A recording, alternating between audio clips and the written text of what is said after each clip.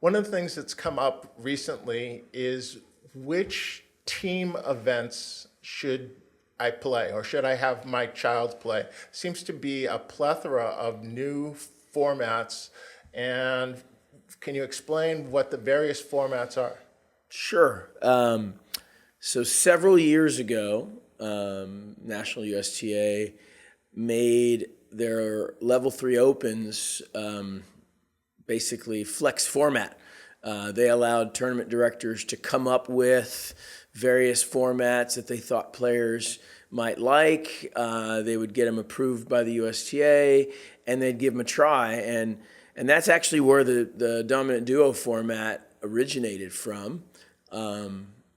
And so we see various team formats all over the country, and both those L3 Opens, and now we're seeing them in other level of tournaments as well. I would say we at ATA probably have been some of the we've adopted some very creative different team formats over the years. We've tried new things. We've probably decided on some that we didn't like so much, and we've made adjustments. And the dominant duo seems to be the most common and the most popular format, mainly because it's the easiest to run and it's the easiest for players to understand. The new USTA software supports it the best. That's, and players get the opportunity to choose who they play with on their team. And I think that's been really popular, and the kids seem to have a blast with it. So we'll be definitely running several of those. We ran an L3 last month. We do so in March. I'm running another L3 with various age divisions in San Antonio this month, and you'll see duos all over the country throughout the year. So you say in a dominant duo, the players get to choose their partner, so they enroll in the tournament with the person? Correct. So a dominant duo is a very simple team event. You sign up with a partner. It's a two-person team. It could be a same-gender duo, like most of them are. It also could be a mixed duo, which is an approved format as well. And the two players each play a singles match and then play a doubles match, and the team that wins two out of those three lines wins their dual match. The typical duo is a 16-team compass draw. So each team will play 4 dual matches, win or lose. Okay, so this is different from a team event where maybe you're assigned to a team and you don't have a choice of which team you're on? Correct. So, for example, we run an L2 intersectional event in November, and players from Texas and Southwest section are allowed to sign up, and they sign up individually, and they are assigned to teams. And the idea is to make the teams as competitively similar as possible. So you have players assigned a team based on their WTN. So I believe we have 6 teams. So the top 6 WTNs would be the line 1s on each of the teams.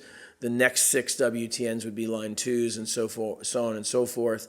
And the idea is all the teams should theoretically be very, very close in level, so the matches will be competitive, and it's a fun event because players will now be assigned to teams with players from Southwest and Texas kind of mixed in, and again, it's a guaranteed. I think that one is a guaranteed 5 matches, which, based on the current ranking system, gives players the opportunity to earn the most points, because players simply earn points for each match that they win in a team event. It's not based on where they finish as a team. Okay, I'm going to come back to that points assigned, and so therefore whether you should play one versus another. You mentioned WTN, and I think most people have gotten used to using UTR as a way to judge themselves versus somebody else, but you said one team's of similar level. So what is WTN, and is it similar or does it kind of the same? Yeah, WTN is a rating system, just like UTR. WTN is a little bit newer. It's only been around for a few years. It is the ITF's rating system, which is the International Tennis Federation. USTA is a member organization of the ITF, just like all of the other national federations. WTN is the official rating system of USTA. So any USTA event that uses rating is required to use WTN as that criteria. The algorithm for WTN is a little bit different than UTR.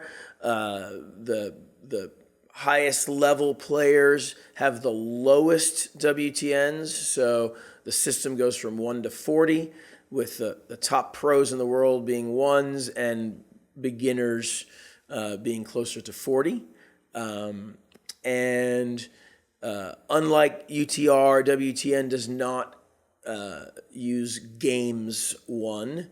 WTN, I believe, uses sets 1 as their main criteria for moving players up and down and expected values and whatnot. Obviously, with it being 1 to 40, a player's WTN can move a little faster up and down because there's a greater range. But seems like WTN is getting more and more and more accurate. And just like UTR, the least accurate part is comparing players of different peer groups, comparing a junior player to an adult player, comparing a girl to a boy, and so on and so forth. UTR has gotten better and better and better with that. Still not perfect. WTN continues to get better with that. They were way, way off at first, and it's getting a lot more accurate. So do you know if they imported or migrated the data from previous tournaments in when they started it, or is it something of as more tournaments are run with WTN, it's providing more data and therefore it's kind of finding its own level a little better? They definitely imported a lot of data initially, and they continue to add more and more and more information into the WTN. And I also think they continue to tweak the algorithm to deal with whatever challenges, whatever inaccuracies that are being reported, just like UTR continues to do and definitely did a really good job of over the years. So it's impossible within the software to use UTR at this point in time. If you're running that tournament using USTA software, so you can't run a parallel to see how those teams would shake out if you were using UTR versus using WTN. Is that correct? You've never been able to. It's always been a completely manual process. If we've, like in the past, we have run USTA tournaments and we've selected or seeded or done splits using UTR. I believe mostly prior to the new software, prior to 2001. But that was always a completely manual process. There was no connection between the USTA software and UTR. So we had to go through and run a report and put it into UTR and do the list and go back and manually place players where they needed to go, which was tedious and also created the potential for human error, which typically did happen.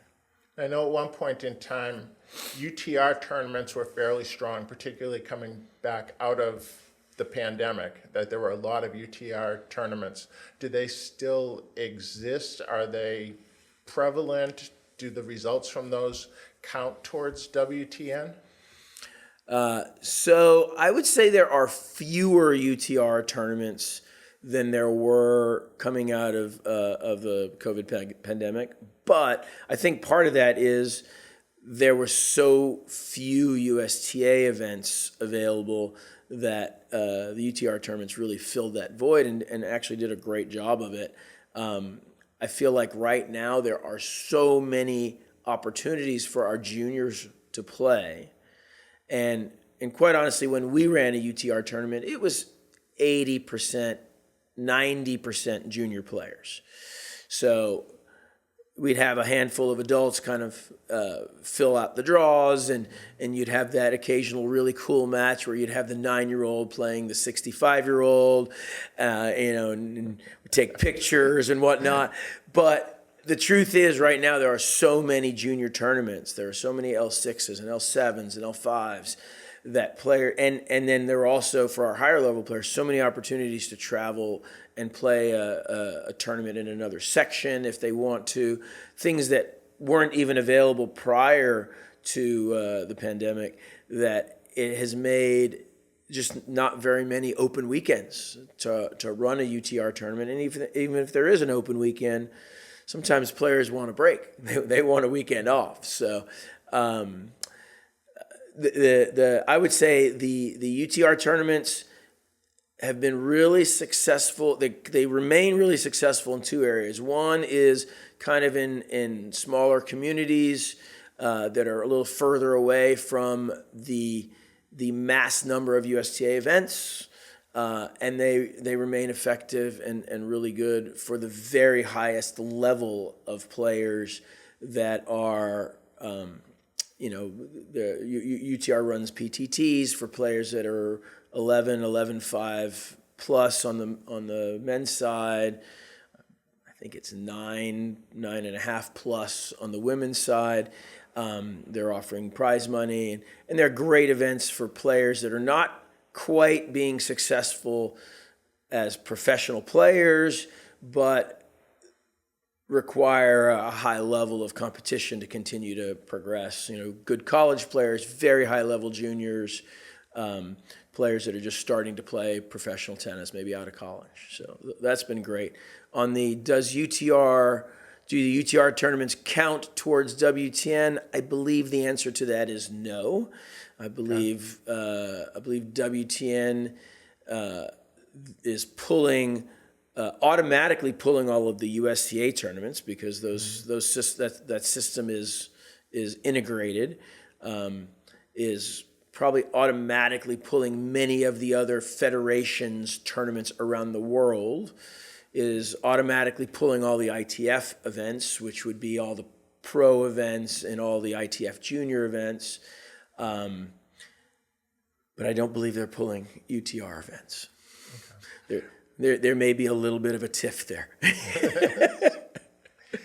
Going back to the team events and points available based on if you're playing a duo or you're playing a team event, can you kind of enlighten us a little bit on what the point structure is for different events? Sure. All the team events, players earn points for matches they actually win, or get a walkover in. But any match that they win, they earn points. And depending on the level of the tournament and what line they are playing, they earn a fixed number of points per win. So if you're playing a duo and it's an L3 and you're playing line 2, there's a fixed number of points. I don't know what that is off the top of my head, but if you win 3 out of your 4 dual matches, actually 3 out of your 4 individual singles matches, you're going to earn 3 times that number of points. Whether your team wins the whole thing or gets last doesn't matter on the points. So if it's an L3 duo and you're getting points for matches that you win, are those points equivalent to if you're playing a singles tournament by yourself and the number of points that you would get for each win? And so if you're playing line 2, is that the same as being in flight 2? Well, first of all, there's no flight 2 in L3s. So that's The only tournaments that are allowed to be flighted are L4s and L5s in USTA. So the short answer is this: if you play the maximum number of matches available or allowed, which is typically 5 for an L3, L4, L5 team event. If you play a total of 5 matches and you win all 5 matches at line 1, it should be the equivalent of winning an L3 individual event, right? Or the whatever the level of that event is. I believe as you get to the higher levels, it's not quite. So winning all your matches in an L1 team event like Battle of the Sections is not equivalent to winning hard courts the next week. It's less.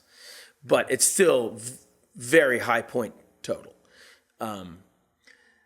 So what we've seen and what we've tried to do at ATA is anytime we have the opportunity to run a team event, we try to give players the max number of match opportunities. We try to give them 5 match opportunities if that's the maximum number that they can get points in.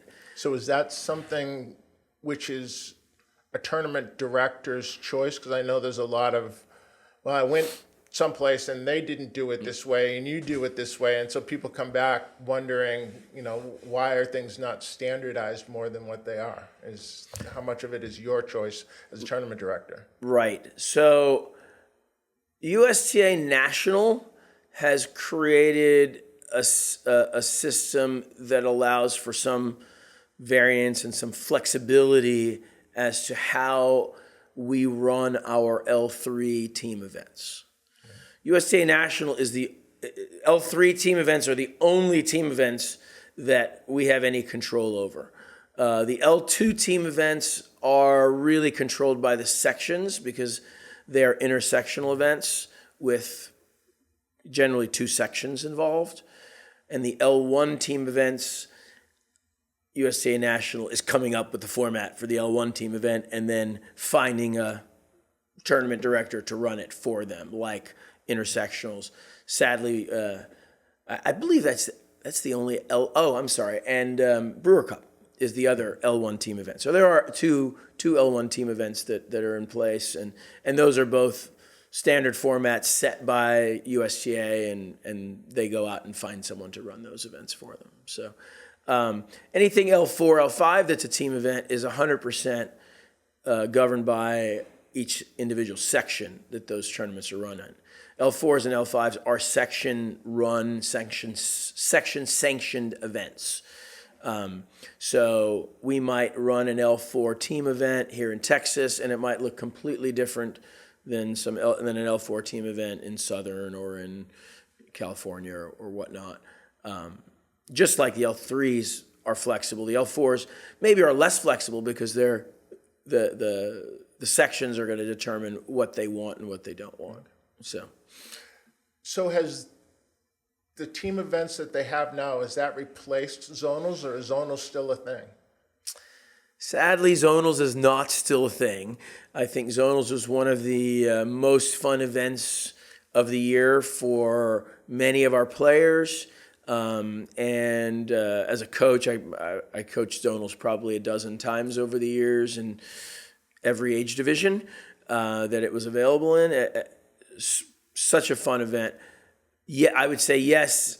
USTA has decided that they want these team events to kind of replace zonals, and we have so many different types, and we have team events in different levels.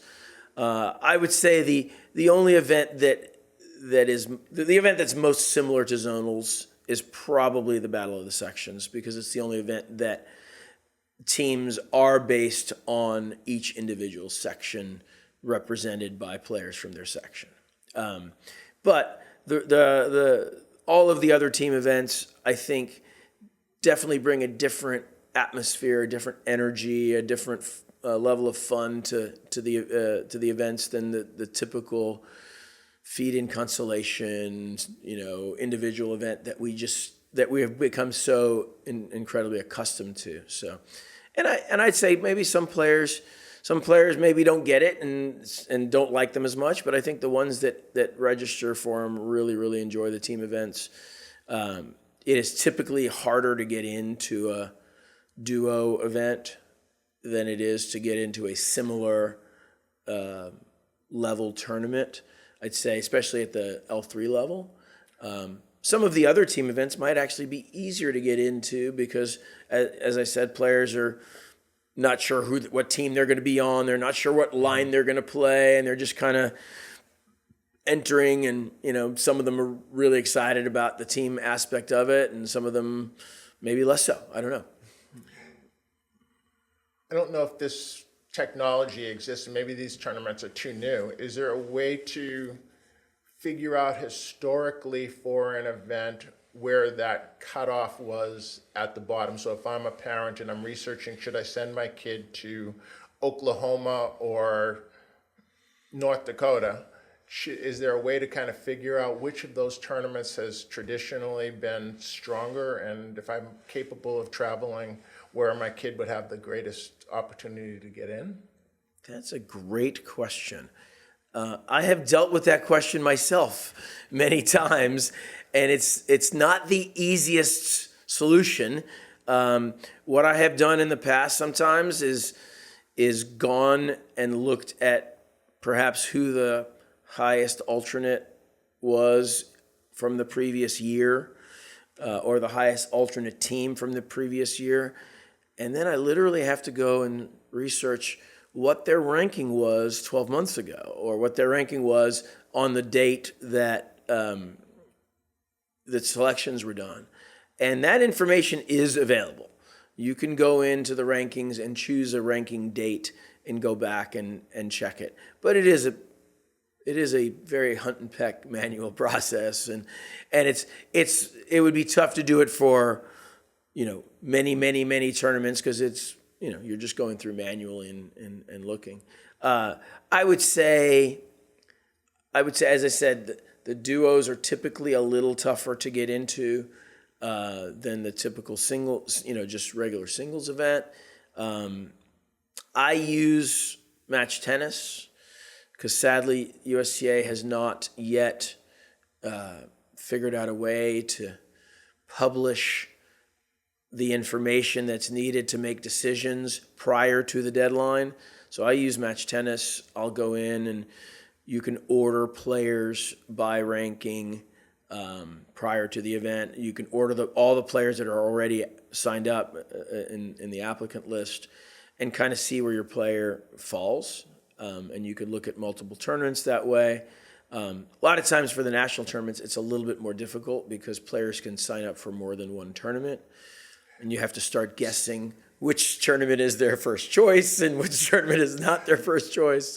So is match tennis something that runs parallel? Because I think people often think of it as the thing, at least for here, used during COVID to enable you to assign courts and give notification to people when they were up without them having to congregate at a tournament desk. Absolutely. So, excuse me. So the new USTA software has evolved to the point where it does a lot of those things pretty well that we use match tennis for. The only thing that USTA software doesn't do that match tennis does from our COVID tournament desk days is you can't sign in. You can't sign in for the tournament remotely. But you can communicate with players via SMS through Serve Tennis, just like you could with Match Tennis. But Match is fantastic. Match is it's a small company. It's a little mom and pop operation. They're unbelievably receptive. They're willing to make tweaks and changes to their software to meet the needs of the customers, and I think they did a great job. And the one thing that they're still amazing for is if you want to know what everybody in the tournament, what everyone's ranking is, or what everyone's WTN is, or what everyone's UTR is, you can see that on Match, and you can order them, and you can do it before the deadline to kind of get a sense of, oh, look, I just entered my kid in this L4, and he is number 93 on the list. He's probably not getting in to this L4 if there's only 64 spots, right? So, hey, maybe we should look for an L5 that same weekend if we want to play a tournament that weekend, right? So that's a huge thing. And the other thing that Match Tennis does that we use that's amazing is it's a communications tool. So players can sign in and sign up and say, hey, I'm looking for a doubles partner, and someone else in that tournament can see that and then message them, and the vast majority of the doubles pairings that aren't players that know each other happen through Match Tennis for us. That's kind of our recommended method. I send everyone in that direction prior to tournaments. And I think in other sections, that's probably even much more common. I think Southern section is heavily into Match Tennis, and they may some of the tournaments there may still be using that for registration as well, for sign-in and whatnot. I think this has been great information for people in the middle of the journey. I think people at the top of the journey, they're talking about ITFs, when they're talking about USTA tournaments, they're going to get into whatever they sign up for, right? So they know they're well within quota for L1s and things like that. Mm-hmm. So this is, now I'm transitioning and I'm trying to play higher level tournaments, and how do I figure it out? Let's go down to I'm starting out, and there seems to be no red tournaments. Red has kind of fallen off, as it's not a competitive level thing. It's something that you do developmentally to get to be able to compete at Orange. Orange and green seem to largely still fall under 10 and under tennis, yet there are L7s that are in regular draws that are also green. That is true. So how would I navigate something like that? How do I decide if I want to play a green tournament in 10 and under versus play it in an L7? Is that in what age group that you're in, or how is that determined? Yeah, that's correct. So let me go back to where you started. So I haven't seen a red ball tournament in quite a long time, but there is a pretty thriving red ball junior team tennis league that is going on in Austin, and there's a red ball city championships. So there's some red ball competition in a team format that I think is really healthy for the kids, but predominantly it's a developmental tool to get our very beginner players and our younger players kind of to the point where they can play. So are the Orange formats the same, or are they still kind of doing, we'll use clothespins in first to 7 and multiple is... Yes, I think the format for red ball is definitely a shorter format than it is for orange and green. I mean, we're playing short sets to 2 short sets to 4 and a tiebreaker for the third in orange ball. So we have some 6 and 7-year-olds playing what is a pretty significant format. Mm-hmm. And if they're playing in an orange ball tournament, they might play 4 of those in one day. So that is a tremendous amount of tennis for some of those kids coming up. I see some of them petering out after 2 or 3 matches, and especially in the heat of the summer here in Texas. One of the things that we started doing 2 years ago, I believe, for sure last year, is in the summer we've started reducing the length of the matches to 1 set. To 6 instead of 2 sets to 4, because we just started seeing our orange ball players and even our green ball players just getting exhausted and overheated and whatnot. And I think it's something that the rest of the section is starting to implement as well, especially when the temperatures get really hot. Okay. As they do here in Texas. Yes. So in terms of the types of events that players can play, if you're a 10 and under player, you're looking for a junior circuit tournament, which is a 10 and under tournament. And typically those have orange ball divisions and green ball divisions for both boys and girls. Those are generally non-elimination, round-robin type formats. So players get 3 or 4 matches in when they sign up. They're supposed to be all one-day tournaments. So mom and dad can plan a day of tennis and another day on the weekend of something else. But it's a lot of tennis in one day, and players they've got to be prepared for that. A lot of times they'll play a match and they'll get a 30-minute break, and then they'll play another match and then they'll get a 30-minute break, and they kind of have to, mom and dad have to be ready with some food and some Gatorade and some water and some things to keep the kids going. The green ball L7 format that you speak of is, so all 12 and under L7s are green ball. I shouldn't say all. The vast majority of 12 and under L7s are green ball. I think there are going to be some exceptions. Our CATA Grand Prix have now transitioned to being also L7s and junior circuit events. So our CATA Grand Prix are sanctioned events, but I believe the 12s are going to be yellow ball to be consistent with the tradition of the CATA Grand Prix, and also to be consistent with our state championship.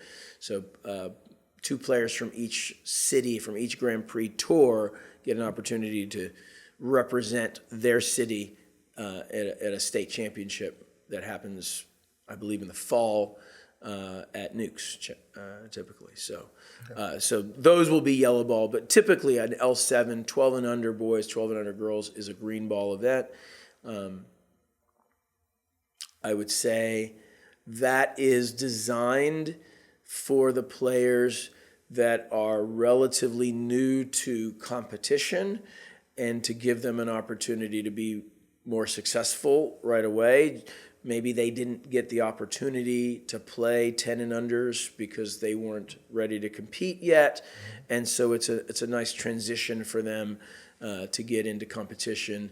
Ball's a little slower, it bounces a little lower, rallies are a little bit longer, so a little more success. A lot of times players who are pretty experienced and want to play the L7 because it's convenient might choose to play up an age division and play 14s instead of playing with green ball if they've been training and competing on a yellow ball for any significant length of time.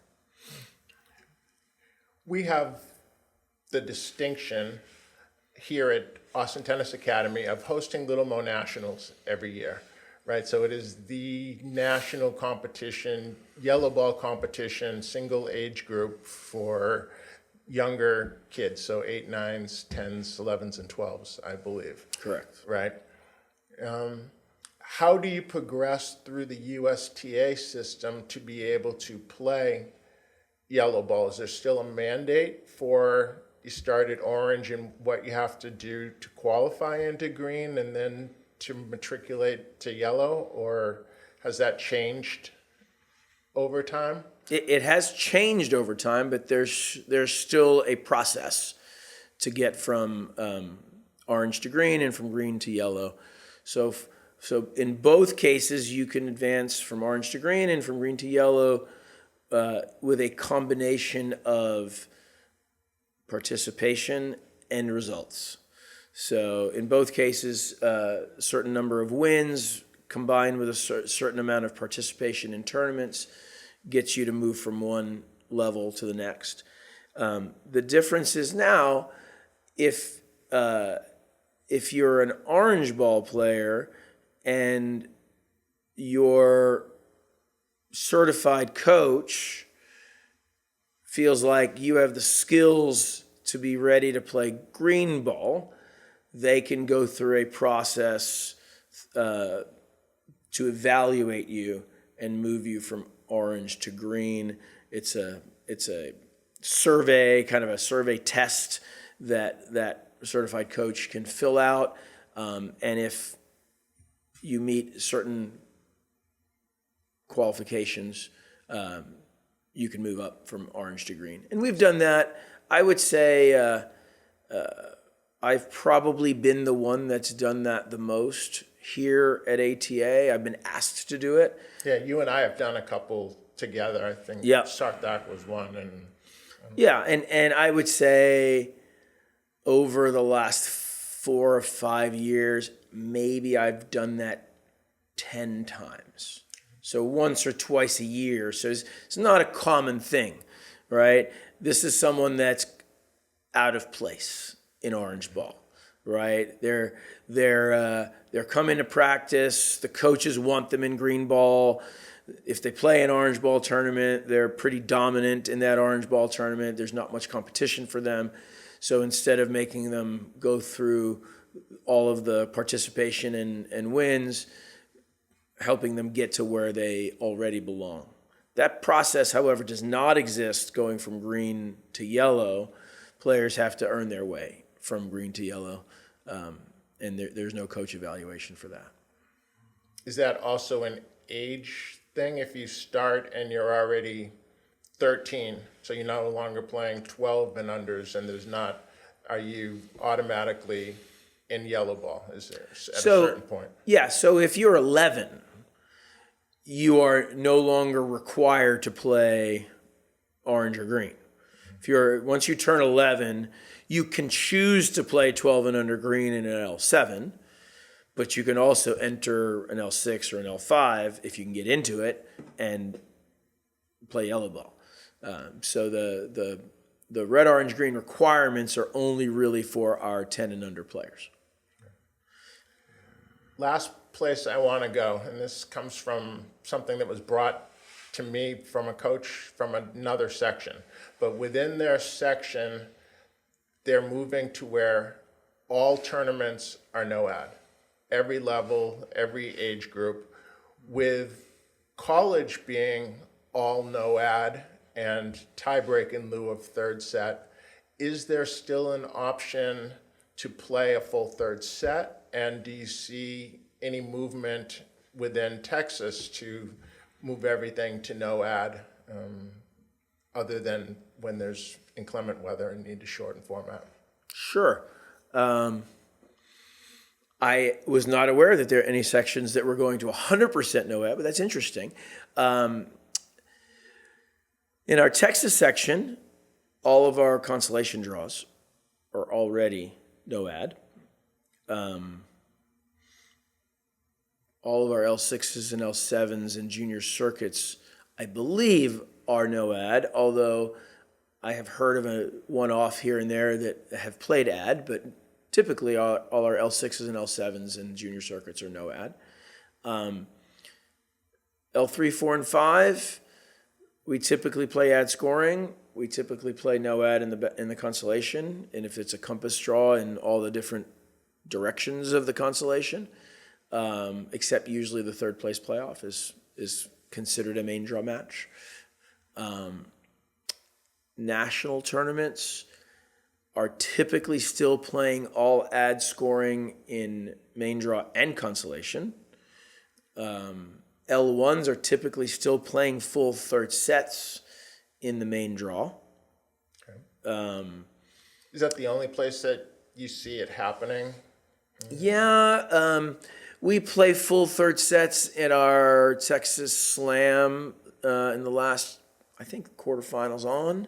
We play full third sets, but typically we've gotten to the point where if a player is playing multiple singles matches in a day, we're not seeing a full third set, and that's most every section tournament. We're seeing multiple singles matches in a day, so it kind of limits the opportunity for that. The Texas Slam does not have multiple singles matches in a day. The last few days of the tournament, if you're in the main draw. If you're in the consolation, it does, and those are typically no ad scoring, and also typically a 10-point breaker for the third. The one place where I'm starting to see more and more no ad scoring is actually in the team events. like we just hosted a duo, and we're hosting another duo, and both of those we're hosting as college format. No ad scoring, 10-point breaker for the third, 6-game set, no ad for doubles. Of course, the players are also playing 8 matches in 2 days. So the combination of the volume of tennis and the team format kind of makes the no ad work really well for that team event, and we'll probably continue to do that for team events to mimic the college format. I'm curious as to where you have leeway and if you've thought of this, because you said, college format. When we used to play a lot of full third set tournament, when every tournament was full third sets, I felt like the big differentiator was the balls. So at the end of the second set, new balls came out and gave advantage back to that person that probably had the advantage in the first set. Right. Now that there's no third set and, it's a tie break, but college is you get new balls after a set. Is there a leeway? Have you thought about having a tournament? I know it's a greater expense ball-wise to the tournament, but might that be a format that would attract players just because of the uniqueness of it? Maybe just doing it in the 18s for kids getting ready to play collegiate tennis. I hadn't thought of it, but I kind of like the idea. It's something a little bit novel, but it's also, as you said, it's something that they're going to be doing going forward. Are you certain that college is going to 10-point breakers? I attended the women's match, LSU versus A&M, and that they were playing full third set. At that point in time, but I think there is a movement towards playing tiebreak in lieu of. Yeah, the Division I matches I followed, they play 10-point breaker once the match is determined, but I think they're still playing full thirds before the dual match is determined. But as you said, that might be changing. I think it's interesting that they get to decide whether they're going to play out thirds on all the courts once it's decided or not. In this match that I was at, they determined beforehand and told them that even once the team match has been decided, you'll still be playing out third set. And it was interesting watching some of the matches that went 3 sets, how that shook out. But I was just curious as to whether to do that. I did a 18 and under tournament back in Charlotte long time ago, 12 years ago, where I used the pro format, so 7 and 9 for ball changes. And it was interesting, the number of national level players that came to what would be a sectional level 3, but it looked like an L2 or an L1. Those, that wasn't the format at the time. But just because they wanted those new balls all the time to feel like something a little special. Yeah. Right. Yeah. That makes a lot of sense. I'll have to look at where that might fit in our schedule somewhere. So that's cool. Well, thank you. Is there any bit of information that you get asked a lot? Because how many tournaments we run at ATA? More than 25 a year. I don't know the exact number. So essentially every other week, if we were to put it, or 2 a month. Yeah, a couple. I'm running a couple a month. Some months just 1, some months 3, but on average a couple of months. We run tournaments L2 through L7, junior circuit. We were running a non-sanctioned Grand Prix event, but now it's actually become sanctioned in an L7. We run Little Mo Nationals. And then with my team out of San Antonio, I also run the L1 Winter Nationals for 12s and 14s. So kind of all over the place, running all different levels. Question I get asked all the time. I know you get a lot of questions because I've been with you during a tournament and you're constantly answering something. Yeah. At the lower levels, I'm always getting asked, what's the appropriate tournament for my kid to play? Or, parents will call, it's their kid's first tournament. Is this the right tournament to enter? Well, maybe the L4 is not the right place to start, might not be the best experience. Maybe look for an L6 or an L7 to start with. I get asked whether my kid's going to get into the tournament or not, or even more so, I get asked, why was my kid put on the alternate list? Why, we entered the tournament on time and my kid is on the alternate list. What does this mean? Does this mean they're going to get to play or not? Well, our current system is set up to where the vast majority of tournaments are a selection process, right? If you're entering an L7, the players with the fewest number of points get priority getting into that L7. So a player just starting out is going to get into an L7. Typically, L7s don't fill, so it's not a problem. Everyone gets into the L7 that signs up, typically. Even a community as large as Austin with the number Even of in a community as large as Austin. And we do everything that we can to make the number of players that we can select as great as possible. So since we've been running L6s and L7s, I shouldn't say that. Since I've been running L7s, I've never had to turn a player away that was eligible to play, right? At first, when we were running L6s, some age groups would fill and we would have alternates in an L6. We've now gotten our section on board with, even if an age group fills, as long as some other age group did not fill, they're allowing us to add more players in that age group to not exceed a total number in the actual tournament. So since that rule has come into effect, we've never had to turn a player away in an L6. So typically, the boys 14s and the boys 16s tend to be very large participation divisions, and maybe less so in a girls 18s division or in a girls 12s division, where there just aren't as many players interested in signing up. So in an L6, it's not usually a problem getting into the tournament. L5s and L4s and higher, much more difficult to get into.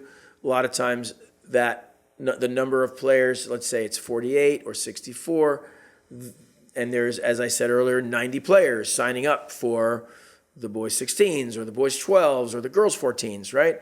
And so if you're not in the top 64, you get placed on an alternate list. And that alternate list is ordered based on the same criteria that the selection was done by. So the next highest ranked player, using the combined national selection list, is the number one alternate, and then so on and so forth. If someone withdraws from that time till the beginning of the tournament, as a tournament director, I reach out to the next highest alternate and invite them to play. They can decline if, let's say, they've made other plans or they've entered a different tournament. They can decline, but if they want to play, they get placed in the draw, and everyone else on the alternate list moves up, right? But yeah, that's a scenario that, especially players that have never played or entered an L5 or an L4, they've been playing L6s and 7s, and they enter and they're like, oh, we're ready, and they get the notification that they're an alternate. They get, parents will get a little confused and whatnot. But and the way that our entry system works is, if you are an alternate for an L5, you have a few days before the deadline for the L6s that may be in your area. So you can withdraw from that L5 if you want, sign up for the L6, or you can choose to stay on the alternate list for the L5 and hope that 1 or 2 people or 5 people will pull out and you'll have a chance to get in. Well, thank you for your time, Brian. Not everyone has access to a tournament director with your experience within their program. and your willingness to come and share this information with the greater public is greatly appreciated. Absolutely. Thanks for having me, Dewey. Appreciate it.